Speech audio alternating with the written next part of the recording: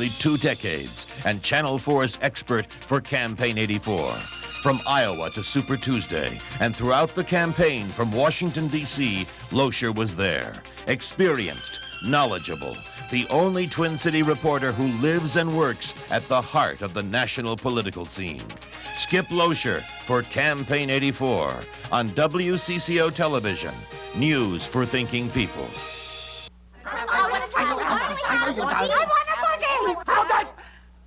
We want a vacation with plenty to do for everybody.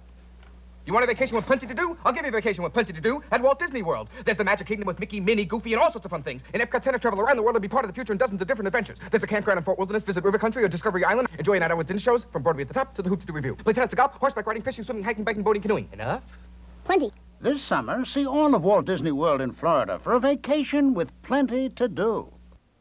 WCCO Television, Minneapolis, St. Paul. Aftermash and the Four Seasons will not be seen tonight in order that we might bring you the following special program, Nurses Strike, Crisis in Care.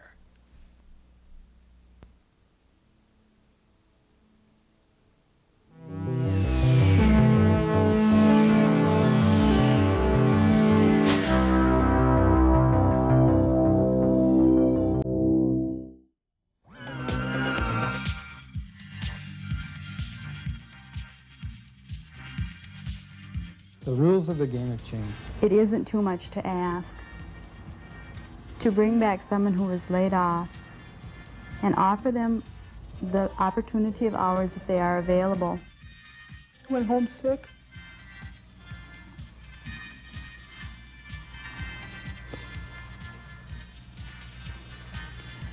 Lay there till 1 o'clock in the morning and I couldn't stand it anymore. And I had Tommy take me back to the hospital. And I was just going to refuse to go home. I was sick. I think the thing that is not here that we would like to be able to provide is the kind of tender, loving care that all of our hospitals are known for. I think I speak for the majority of physicians in this Twin City area. I'm not alone. I think we've really been frustrated knowing how to handle this problem. There's been a lot of people suffering.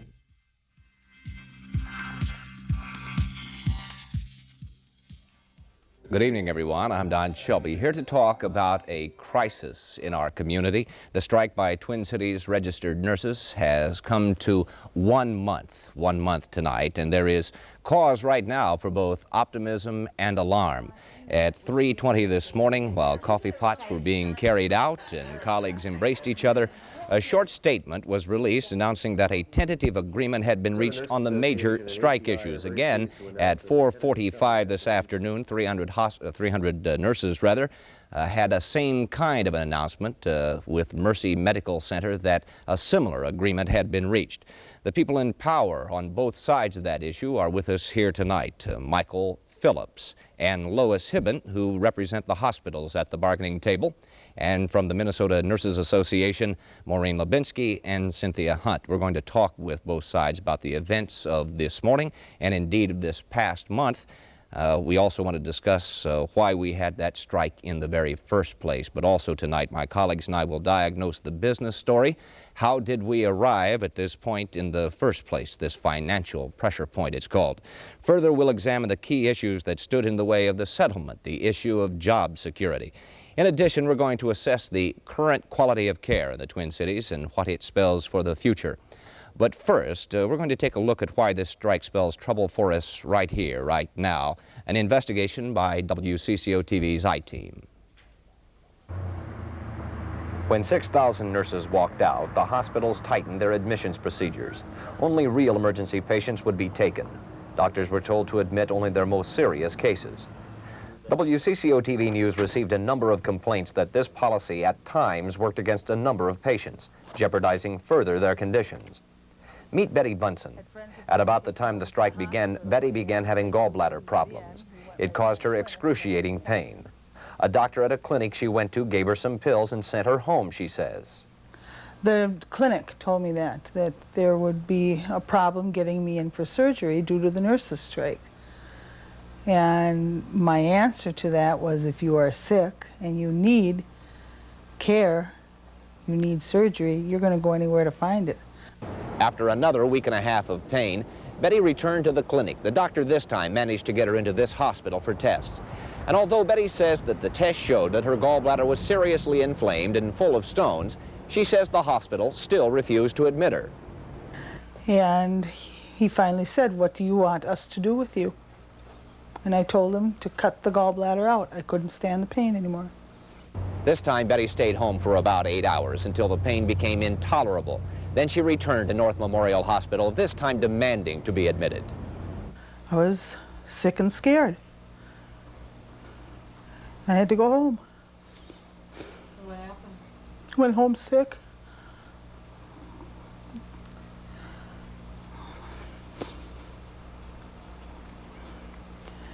Lay there till 1 o'clock in the morning. I couldn't stand it anymore. And I had Tommy take me back to the hospital. And I was just going to refuse to go home. I was sick. 2 hours later, Betty was finally admitted to the hospital and surgery was quickly scheduled. Doctors found Betty's gallbladder profoundly inflamed and packed with gallstones. After the surgery, Betty's bile duct ruptured and she may have to undergo even more surgery now. According to medical personnel familiar with Betty's case, the long delay in getting into the hospital contributed to her complications. Most of the complaints the WCCO-TV news team fielded regarded patient care inside the hospitals. Our investigation indicates that there has been reason for concern. Not remarkably, the investigation showed fewer nurses than normal on most shifts. We found that many of them were often unfamiliar with the new areas to which they were assigned. We found supervisory nurses who had not been involved in day-to-day nursing for some time pressed back into service.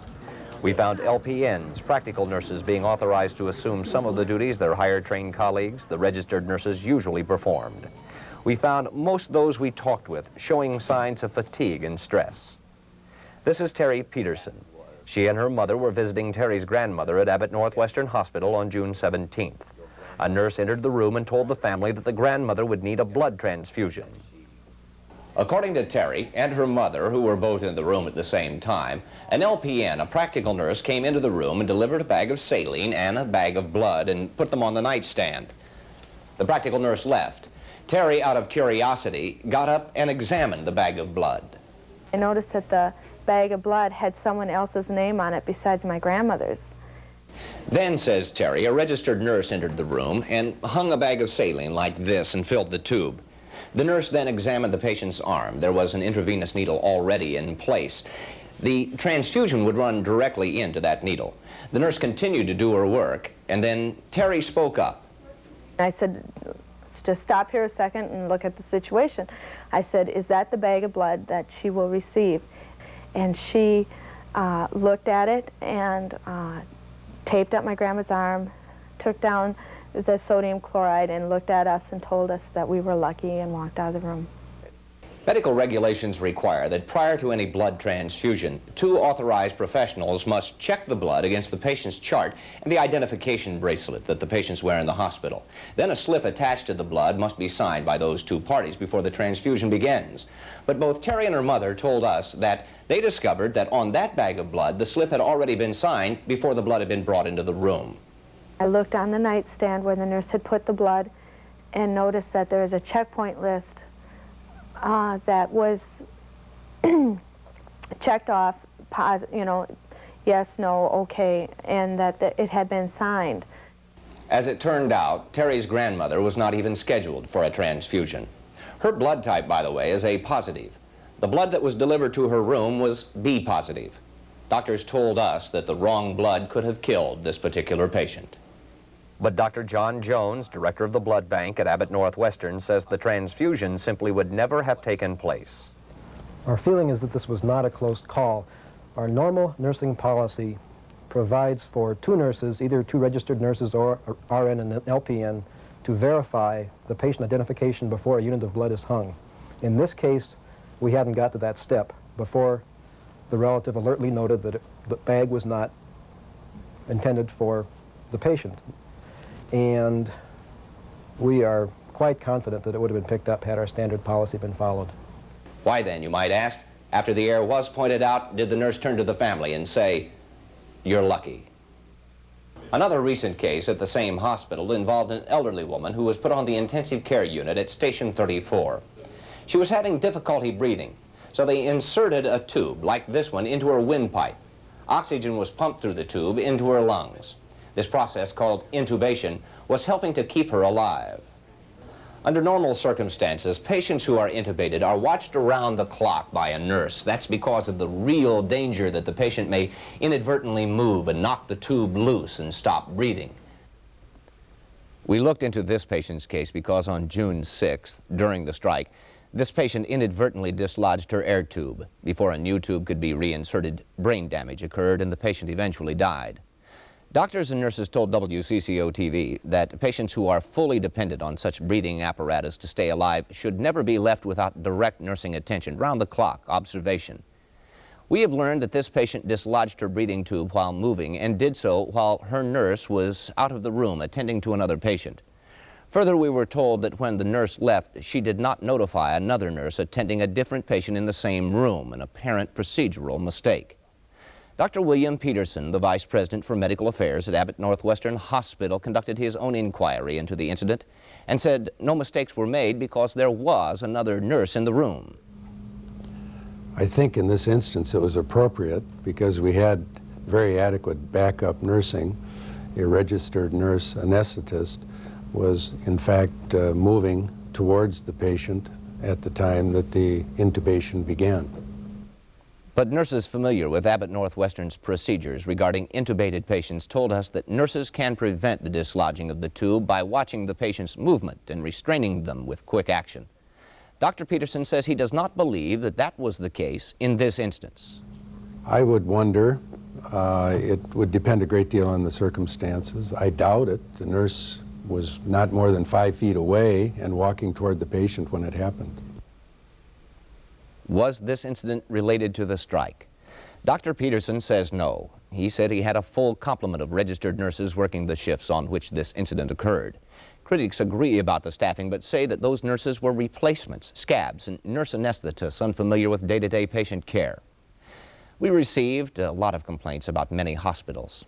Item, at Mount Sinai, technicians with 9 months schooling serving in the operating room performing the tasks of the highly trained circulating registered nurses. Item, a complaint from the staff at Methodist Hospital that on the coronary care unit, heart monitors are being checked by physical therapists rather than monitoring techs with specialized skills in reading heart monitoring devices. In the same complaint, the observation that on some past shifts, no RNs with coronary monitoring experience were available in the unit.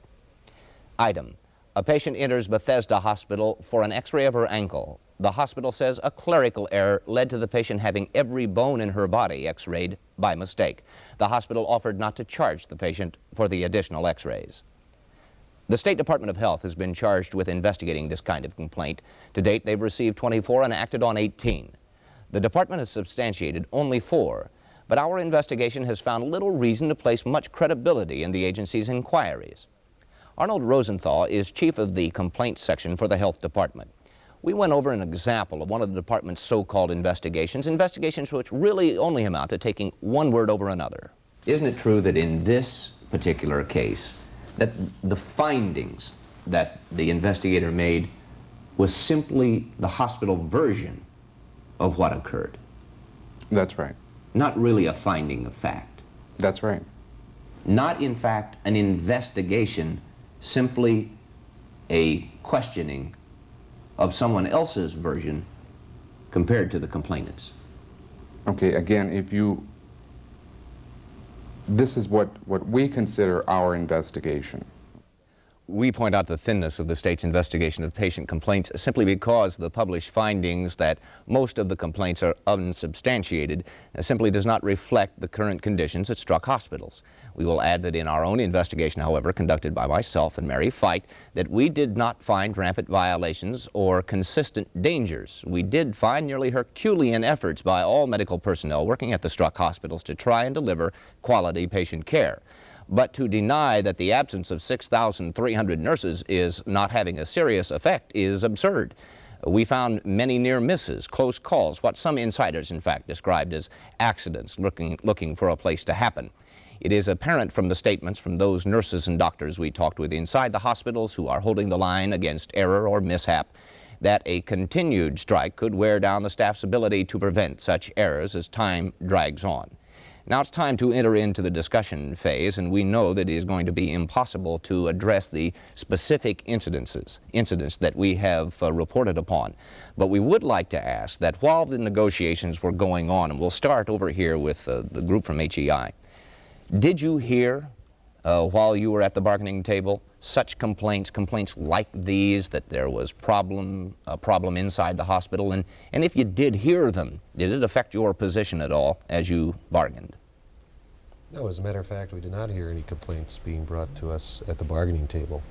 Every report we've gotten is that there were investigations being done by the Department of Health, and that as far as patient care was concerned, no deficiencies were noted. Lois Hibben, you are a senior vice president at Mercy, also a registered nurse. Right. Did you hear at all that there was some complaints of care lacking in certain instances in the hospitals? No, I didn't. And I can speak for my own hospital in that we did not have those complaints, and I did not hear of others. Is it possible, and forgive me if I'm somewhat taken aback by that statement, is it possible that there would be no change in patient care with the absence of 6,300 nurses in the Twin Cities? There is a change in patient care with the absence of the nurses. There's no question about it. I think one of the things that we experienced is that the care was appropriate. It was safe, effective care. And the parts that we noticed most emphatically was the comforts, the kinds of things that are the essence of the nursing care.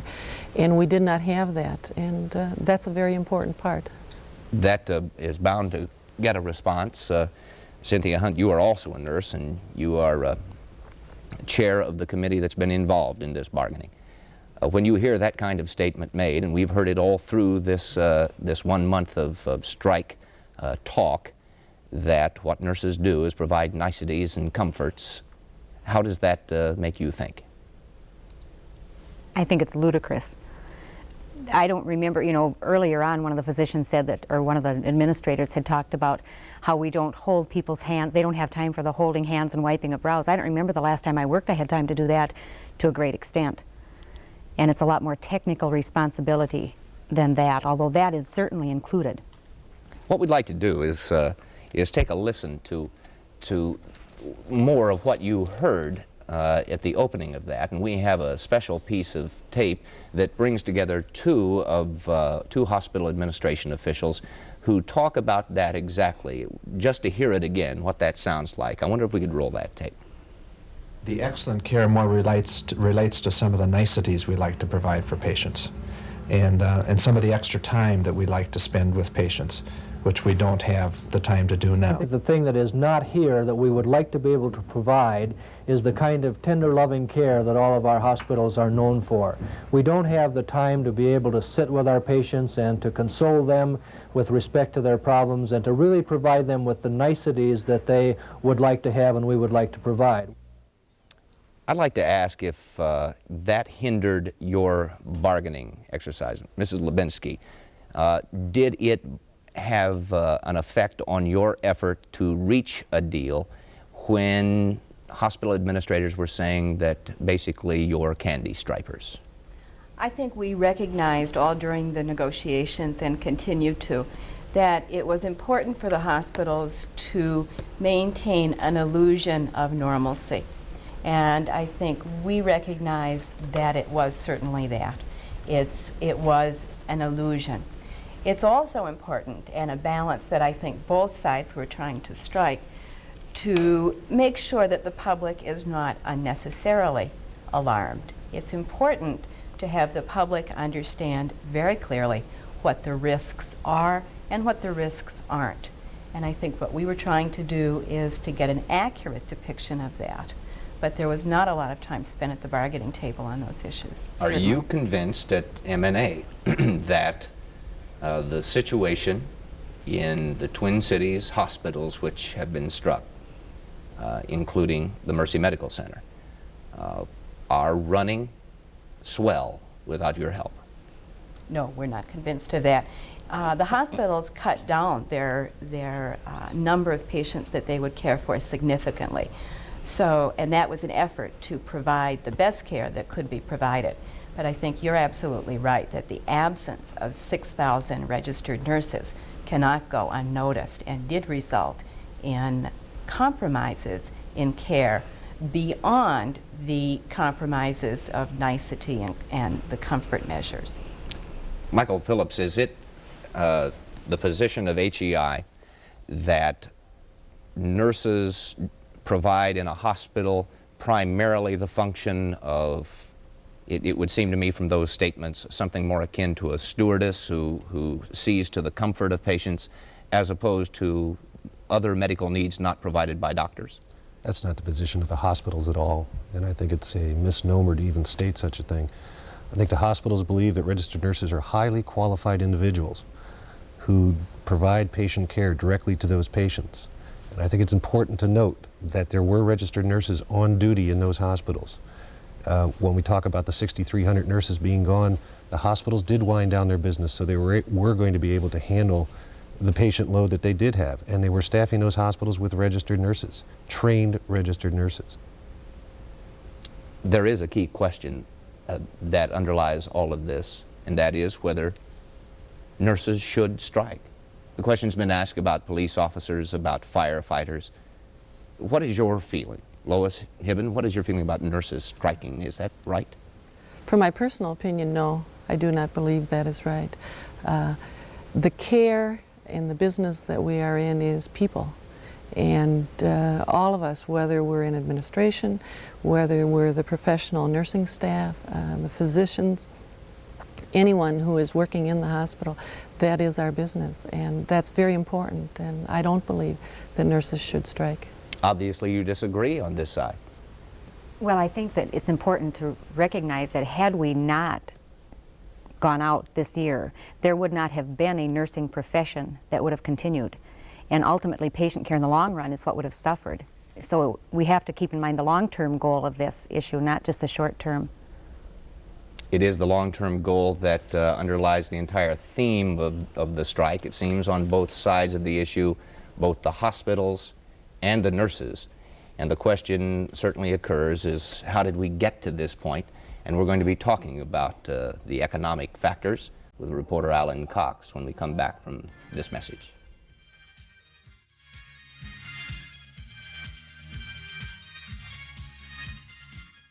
Hi, I'm Snuggle with big news. Now there's Snuggle Fabric Softener for the dryer. Snuggly softness that's really less expensive. I get your wash snuggly soft with that special Snuggle freshness. And look, clothes don't cling to each other. Or do you? For snuggly softness that's static-free, try me. New Snuggle for the dryer. Snuggly softness that's really less expensive. One glass of milk has enough calcium and vitamins to help the average person through an ordinary day. But who has ordinary days? Milk's got more of what you need to help you through the day. Milk helps keep you going when things don't go your way. Have an extra glass of milk. It gives you more of what you need to keep up with your day. And everyone in it. Have more milk, 'cause milk's got more. We're practicing for the second annual Minnesota Vikings Celebrity Tournament, July 14th and 15th at the Majestic Oaks Country Club. The Vikings and a number of celebrities will be on hand for 2 days of golf, tennis, and family fun. The proceeds help the Vikings Children's Fund to fight against childhood disease. Tickets are available at Super America in Dayton's or by calling 340-1828. Join us for the Minnesota Vikings Celebrity Tournament and help sick children get well. Several weeks ago, when we first decided to prepare this special broadcast, one question kept coming back quite loudly, quite clearly. From an economic standpoint, how did we get caught in this money squeeze that brought on the strike? Alan Cox has our business beat, and he's here with the report. You looked into it. You found some interesting things historically. What we found on was that when you're thinking about hospitals, you should forget about the traditional wisdom. The way hospitals used to be, even as recently as a few years ago, is not the way they are now. Twin Cities hospitals started, for the most part, as institutions with a bent toward religion or charity. Traditional business concerns were unimportant. Until 10 years ago, hospitals were exempt from the law on labor relations that most other companies have to follow. Regulation, like limits on the number of beds, insulated hospitals from competition. In Minnesota, it was state health department policy after World War II to discourage hospitals for profit. Administrators came from the same background, belonged to the same organizations. The result of it all was connections of one form or another that bind most of the hospitals in the Twin Cities. Some are jointly owned and operated. Some have agreements for shared services to promote efficiency. Some have formed joint ventures. Almost all are run as not-for-profit institutions, but they still by and large make money, detailed in some cases in glossy annual reports. The largest list net incomes in the millions, $6 million last year for the Fairview hospitals, $5 million for the system that includes Abbott Northwestern. Funds at those hospitals have grown to the tens of millions, much of the improvement coming in the 70s. We found that up through 1981, profits had been improving, and I think that since 1981, there is a perception that the situation has changed. Changed so much that in some ways the hospital business resembles a declining industry like steel. Sales are down in the Twin Cities, sales measured by patient days. Hospitals had fewer admissions last year. Patients stayed, on average, less time. The reasons? Well, apparently people are healthier. They're finding alternatives to hospitals, like one-day surgery centers. Prepaid health plans, like HMOs, are taking some hospital business. And while all that goes on, the prices hospitals can charge are being forced down. Used to be a hospital could charge pretty much what it wanted, and somebody, private insurers, the government, would pay it. No more. The federal government is imposing limits on what it will pay under Medicare. The Abbott Northwestern Hospital Group estimates it lost $19 million last year to government-ordered discounts, and the government restrictions are becoming tougher. Locally, private insurers are demanding the same thing. It's no longer the more they spend, the more they got. It's now like other businesses. You're only going to receive so much. All of these have come to a point and focused on the nurses' strike, which just happened to coincide with them. In effect, hospitals are becoming intensive care units, places just for the most acutely ill. A competitive atmosphere among hospitals has intensified. Advertising is more common. St. Mary's helped them regain the joys of living. For all this, some hospitals show signs of financial stress. Several lost more patients last year than the average for the metro area. Some carry a higher burden of debt than others, measured against the hospital's revenues. And smaller hospitals may be at a long-term disadvantage as doctors turn to medical centers with a concentration of high-tech equipment and expertise. The pressure is on for hospitals to cut costs, and one of the major targets is labor. It's 65% of the expenses at most hospitals around the country. Not-for-profit hospitals tend to have more employees per bed. For-profit hospitals elsewhere have shown the way to cut staffing ratios and to concentrate on certain types of patients that generate the most money. And I think that the pressures to do that have increased during the strike, and I think those same pressures will tend to change referral patterns, change behavior patterns, which will continue for a long period of time. In fact, health planners say they suspect that the strike may in some way speed up the demise of some hospitals in the long run. Don? Well, it seems to be that if we are to believe that the hospitals are in an economic slide, so to speak, that does not bode well for the nursing industry as a career. How do you respond to this idea that hospital business is starting to decrease? It sounds like nursing might have to decrease as a result. It's important to recognize that the need for nurses is not necessarily related to the numbers of patients in a hospital. It's much more closely related to the care that those patients require. And patients who are in hospitals now are often much sicker than patients who used to be in hospitals. So in many ways, the requirement for nurses is not declining as fast as the numbers of patients might indicate. Nursing care is becoming much more important, too, in that setting. A hospital's ability to survive these changes depends in large part on the quality of care that patients receive, the quality of the care delivered by registered nurses. So we're hoping that that can be a partnership as we move into the future. But I wonder what you tell a group of graduating nurses. Is this a career? And we're already looking at what, according to your report or some other reports that we've had, that it's 70% part-time already, and perhaps getting more part-time, if you will. Can you make a career out of this? That 70% part-time is only in the Twin City area. That's correct. Thank you for adding that. It's a much higher percentage around the country. And that's one of the things that we were hoping to preserve, is the viability of that career option for people, because nobody's going to go into it as a career if it's a part-time profession.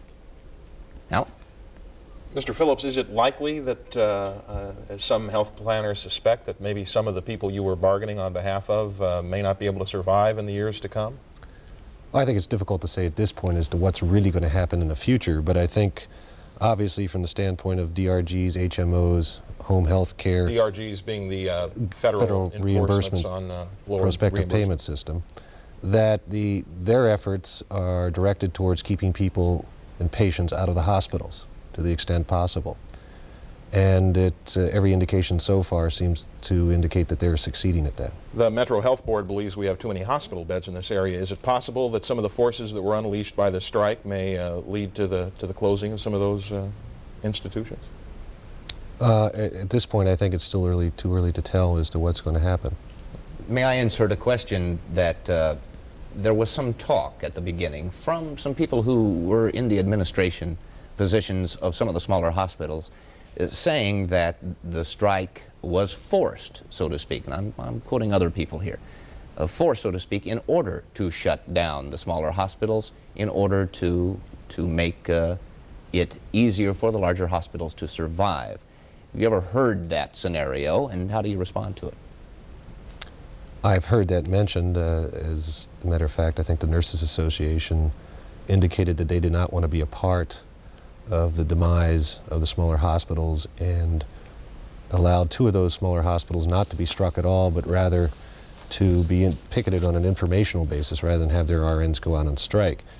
I think from a hospital standpoint, the 2 smallest institutions in the Twin Cities, or 2 of the smallest institutions, are a part of HEI, are a part of the negotiating committee, and we're very supportive of the positions that were being taken. All right, we have heard about the changing conditions of health care in hospitals and the economic forces at work, the needs of the nurses, and all of those came together about a month ago when it was decided upon that a strike was the only way to settle this issue, and it hung up on one very major issue, and that was job security of nurses. We're going to talk about the issues and what has been agreed upon when we come back.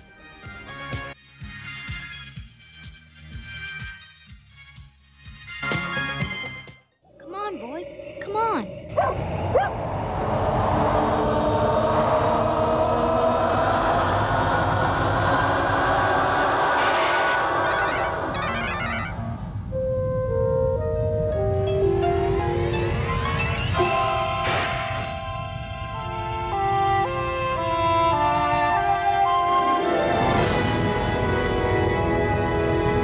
Pepsi, the choice of a new generation. Have you noticed lately that we've begun to spend more and more time relating to machines and less time relating to each other? How is this affecting our children? What new experiences are your kids going to have this summer to teach them about life? This summer, maybe you should give your kids a chance to go to YMCA summer camp. At a Y camp, kids from 6 to 18 have a chance to experience new things, to share joy, adventure, and growing up with others. YMCA summer camp. The experience will last a lifetime.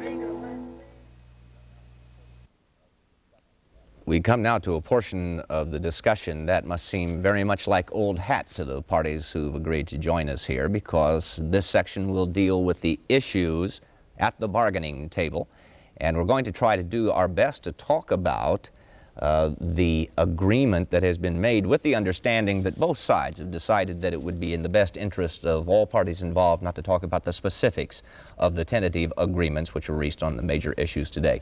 A veteran issues reporter, especially in this strike, is Debbie Ely, and she's been covering the bargaining sessions and can explain to us some of the things that hung up the nurses and the hospitals and the sticking points. Don, there were many issues on the table when the strike began, but a central question was, at what point may a more senior nurse be laid off or cut back rather than a less tenured colleague? This is the clause that caused the friction, a paragraph in the old contract which says a nurse with low seniority may be kept on only if nurses with greater length of employment do not have the ability to perform within a reasonable period of orientation, not to exceed 2 weeks. The paragraph opened a Pandora's box. Before the old contract, hospitals had laid off according to years of service. This allowed them to weed out qualified from non-qualified. And last year, St. Mary's did just that. It reduced the hours of 35 nurses, some with high seniority. The nurses objected to that, but an arbitrator ruled in the hospital's favor. Afterwards, hospitals like Metropolitan Medical Center followed suit. MMC laid off 4 nurses and reduced the hours of 100 more, some with a few months of seniority, others with years. MMC President Frank Larkin says his hospital tries to honor seniority. However, there are instances where we have to honor the qualifications. That's more important to the patient than the seniority of the employee. Important to the patient, he says, because nursing is so specialized, and it costs a bundle to re-educate a nurse for a new unit instead of keeping a junior nurse who's qualified for that unit. For a non-critical care nurse going into a critical care unit like surgery, MMC officials say retraining costs $4,000. But try selling that expense factor to nurses whose hours have been trimmed. Ramona Borchert and Sue Riley, to name 2. Borchert worked in MMC's intensive care unit. She'd been with the hospital 4.5 years and ranked high in seniority. But in May, her full-time hours were reduced to save money. The hard part was that by making me a 0.9 or 9 days of pay period rather than 10, left me vulnerable to come the next day and say, well, now you only work 8.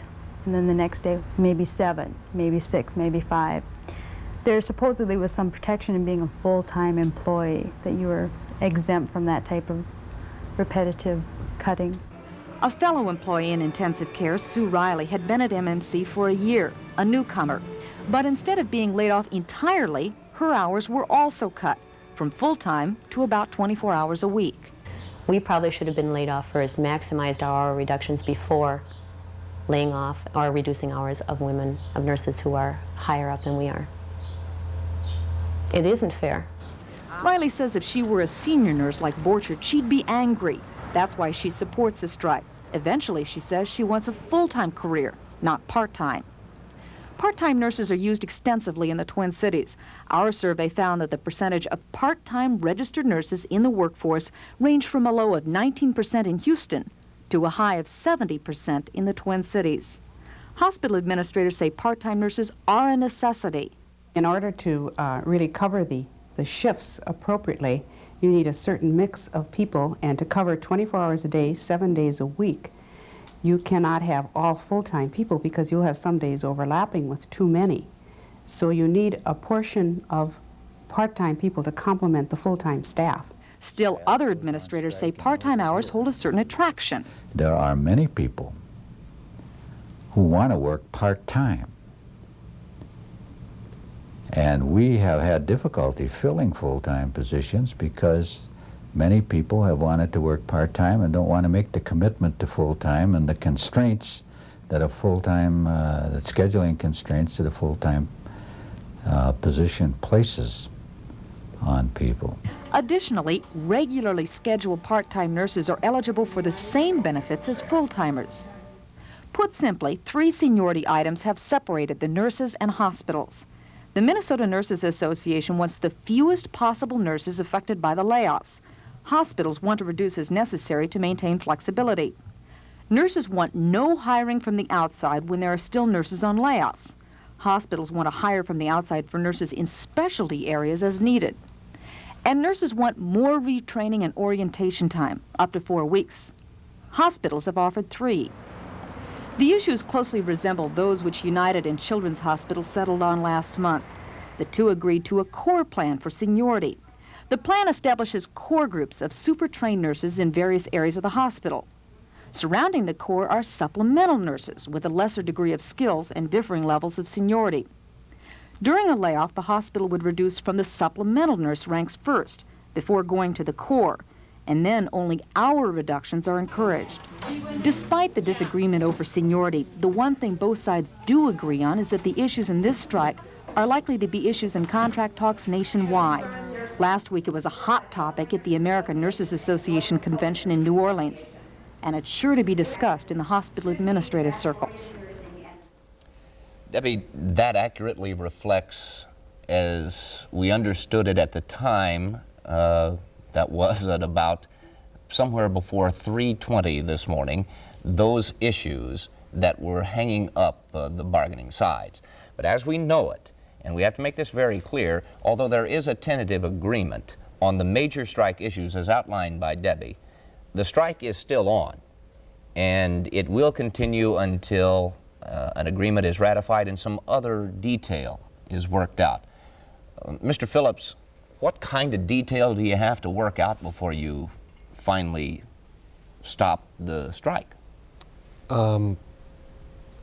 We have to work out the back-to-work agreement as to how people are going to be brought back from the strike, and then we'll be talking about that tomorrow. Do you have any idea of how long that might take from your experience?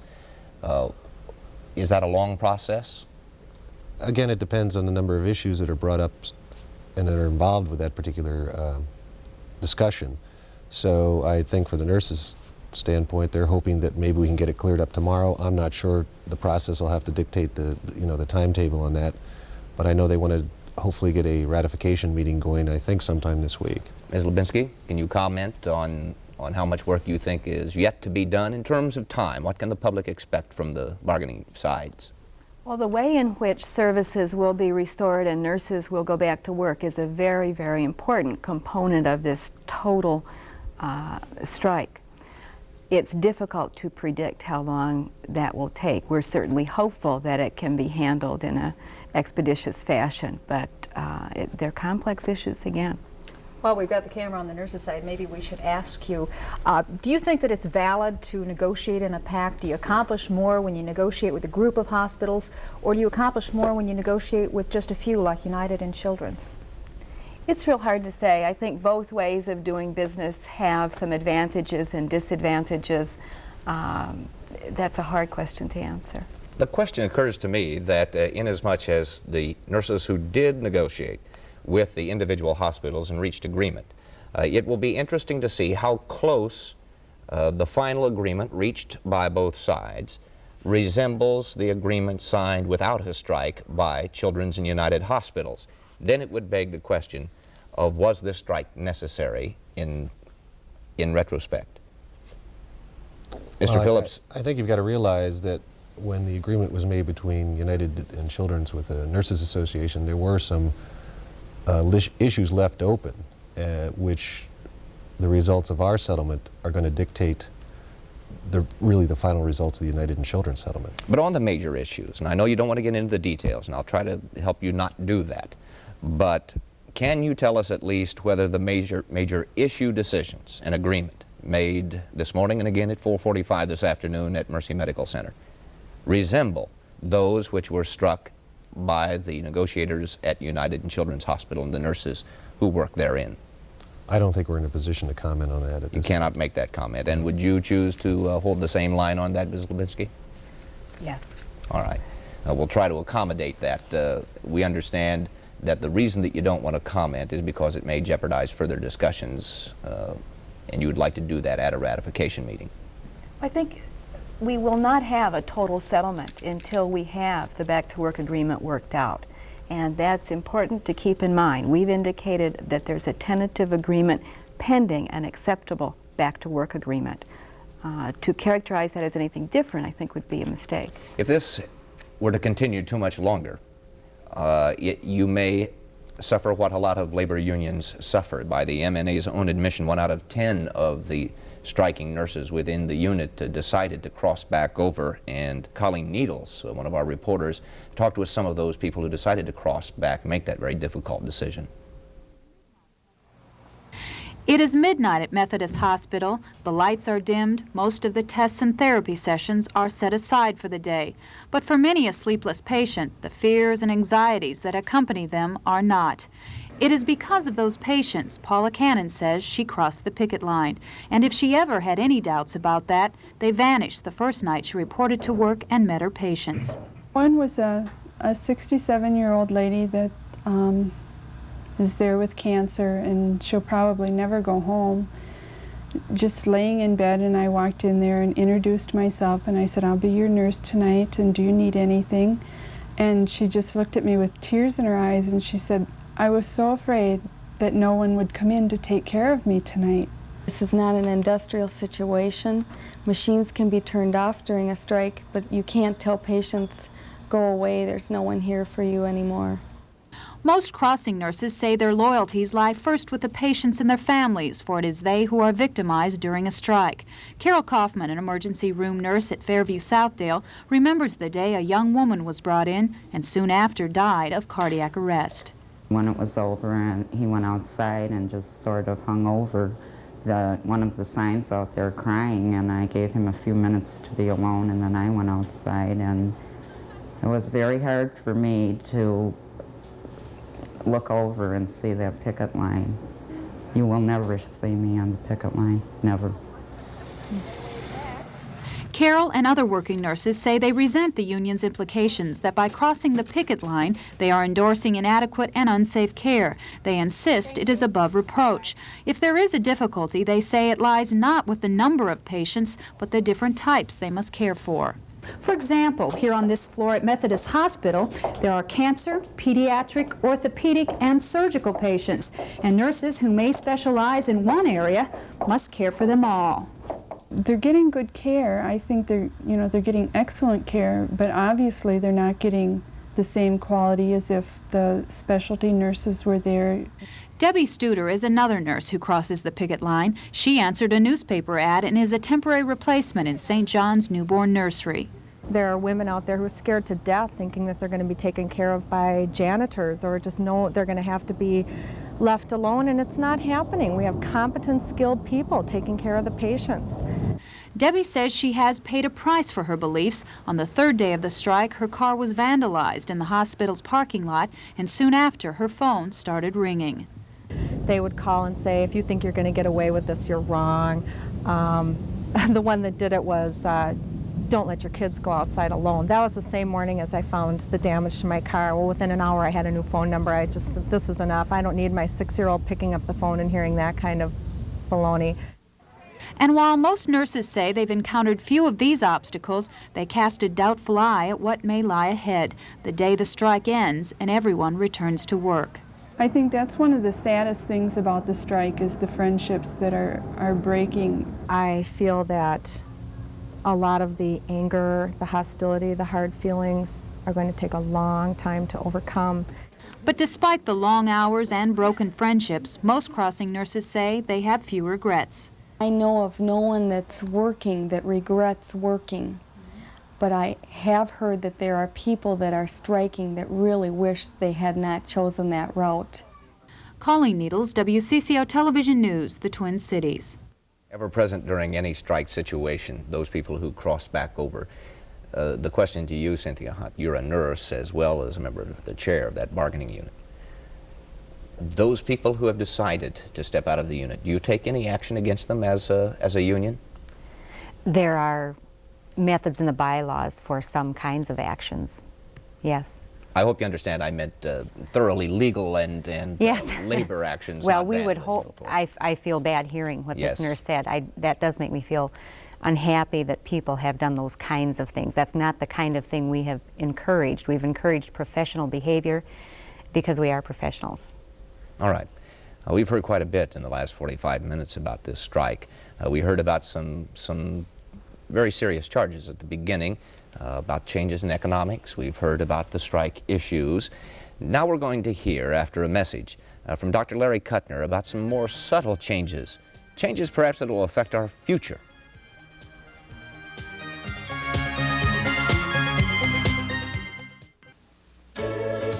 Sophisticated, uncomplicated, jungle hots, forget-me-nots, short, sassy, very classy, bold lines, pure designs, wild, daring, shoulder-bearing, flash, panache, simplicity, and how, baby, look at us now. Look at the Simplicity pattern book at Minnesota Fabrics. When Arnold Schwarzenegger teams up with Wilt Chamberlain, Grace Jones, and Sarah Douglas, you're in for an action-packed adventure.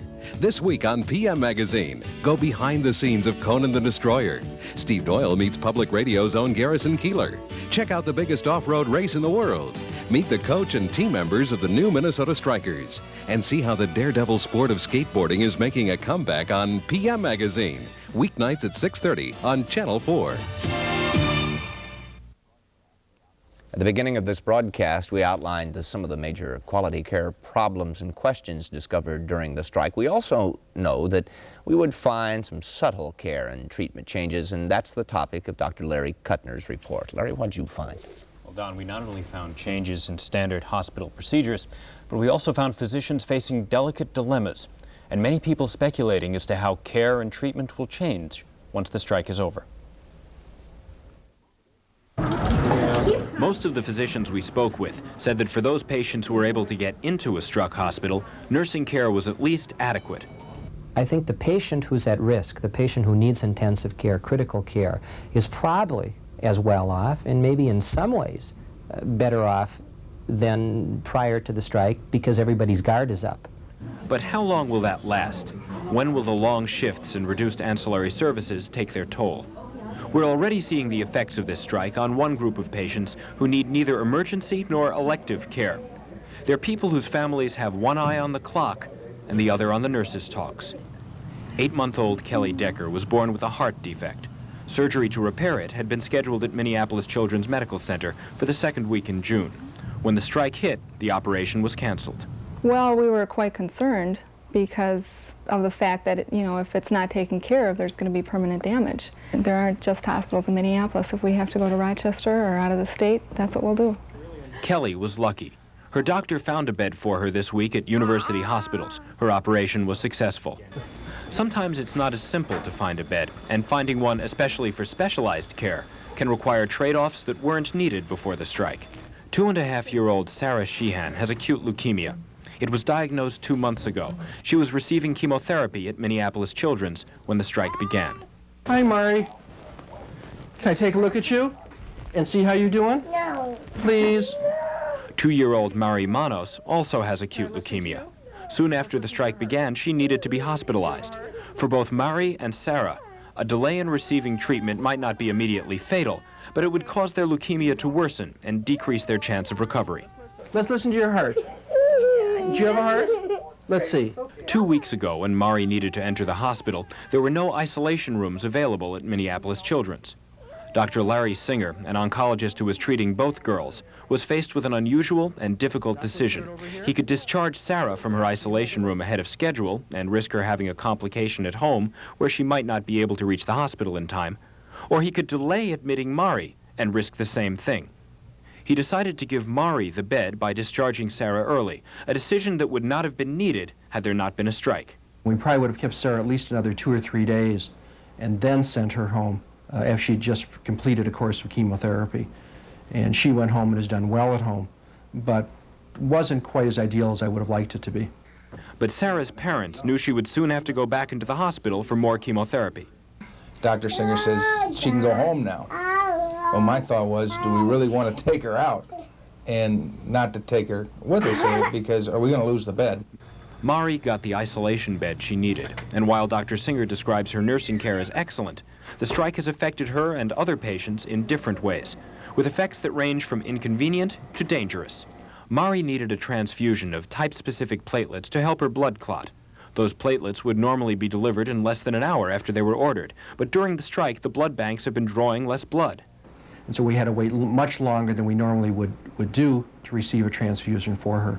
We finally received it about 8 o'clock at night after it had been ordered about 8 o'clock in the morning. Other physicians talked of similar problems with ancillary services. Lab tests were more often late or done improperly.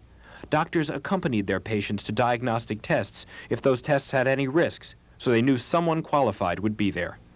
And physicians are changing the way they practice. Outpatient surgery is more common than before the strike. We're already treating patients as an outpatient in my particular practice. In the outpatient chemotherapy department that we would have hospitalized previously because of the side effects of treatment. Healthcare has been evolving in this direction, but the strike appears to have sped up the process, at least locally. But the question remains, how long will it be before the stress on the people and the systems of the struck hospitals grows too great and they break down? If you had a choice, should you enter a struck hospital? Yes, I would feel comfortable as a patient in a struck hospital with what I have observed in the hospitals that I have been in. I would not feel comfortable as a patient in a struck hospital, and I've advised my patients accordingly. If things move apace, that question will not have to be asked some weeks from now if this strike can be drawn to a close. It began because there were needs on both sides, needs from the hospitals in a changing time, needs for the nurses to protect their career fields. As we approach what appears to be a solution to this strike, I'd like to ask both sides as we close this program, if what is agreed upon turns out to be the final solution, has it been worth it? Has it been worth going through this process? Lois? Okay. To measure that there's worth in a strike or in a work stoppage, I think is very difficult. Again, we're in the business of taking care of people. That's what we're about. We're not bricks and mortar, and we're not all money. It's people that count. And to measure that in a 30-day work stoppage or longer, no, I don't think it's worth it. But it is a business, is it not, Mr. Phillips? It certainly is a business, but it's a business of taking care of patients. And your opinion about whether reaching this point that both sides believe they needed to get to, did it take a strike to do that? I'm not sure if it took a strike to do that. The hospitals did not go out on strike. The Nurses Association did. I think from the standpoint that the hospitals knew that their long-range survival was critical, and they felt that the position they took prior to the strike was worth maintaining throughout the strike. For you, was the strike worth it, Cynthia? Well, as patient advocates as well as professionals, in order to provide and continue to provide quality care, we need to maintain the profession. And I would hope that we could do that by this. Ms. Lubinsky. The nurses entered these negotiations and the strike situation with some very basic and fundamental needs that they felt need to be met. It ended up, unfortunately, that this was the only way to have those needs addressed. So from that point of view, yes, I think it's been worth it. All right. Last year, more than 333,000 people were admitted to Twin Cities hospitals, and that's a staggering, staggering figure. In reality, it puts the importance of this issue in perspective. It has been the largest nurses' strike in the nation's history, and we can't forget that, and it is still going on. In the next few days, we will see whether the promise of the last few days becomes the progress that both sides hope for. We'd like to thank the members of HEI, the MNA, who are here tonight, and their staffs who have assisted us in the production of this broadcast. Nurses Strike, Crisis in Care has been a production of WCCO Television News. I'm Don Shelby. Thank you, and good night.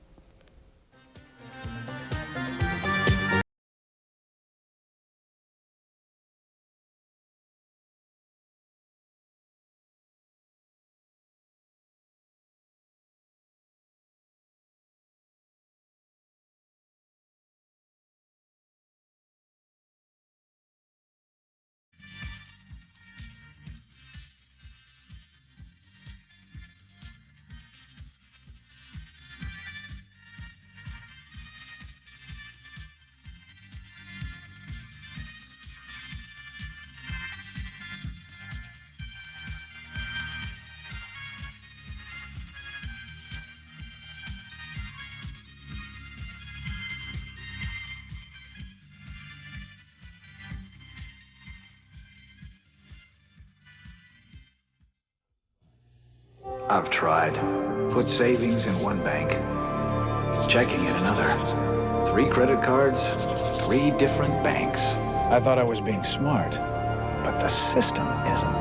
The Citibank financial account beats the system with high-interest checking, high-return savings, a credit card that doubles as a cash card. Call 1-800-645-4100. The financial account from Citibank, the most bank for your money. As a woman, I play many roles, from coach to mother. Each one is special, but some days I don't feel so special because of occasional irregularity. So I take Correctol tablets. The Correctol tablet special formula combines a mild laxative with a softening agent. Its gentle, overnight action helps me feel like myself again. No wonder so many women prefer Correctol. Correctol, the modern, gentle laxative so many women are using today. WCCO Television, Minneapolis, St. Paul.